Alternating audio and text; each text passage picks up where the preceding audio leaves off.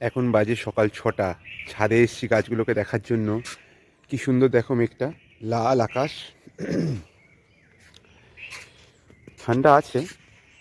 আর আমার গাঁদা ফুলগুলো ফোটা শুরু হয়ে গেছে। এই সব গাঁদাগুলো ফুটছে। ক্যাপসিকাম গাছগুলো কত বড় হয়ে গেছে দেখো। এইবার এগুলোকে বড় পাত্রে দিয়ে দেবো। একদম মানে নিজের হাতে তৈরি করা চারা তো, ভীষণ ভালো লাগছে। আর তার সঙ্গে সঙ্গে আরও দেখাচ্ছি দেখো, ঝিঙে।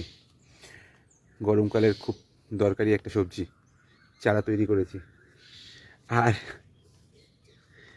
এই যে শশার চারাগুলো দেখো কত বড় হয়েছে দেখো। অবশেষে আমার লাউ গাছ মাচায় উঠলো। ছোট ছোট যে জালিগুলো এসেছিলো সেগুলো আস্তে আস্তে বড় হচ্ছে। এই যে বড় হচ্ছে, এখানে বড় হচ্ছে।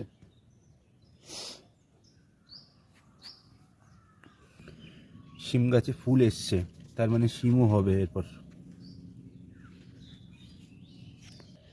ফুলকপিগুলোর সাইজ মোটামুটি খারাপ হয়নি, এখনো অনেকগুলো কপি রয়েছে।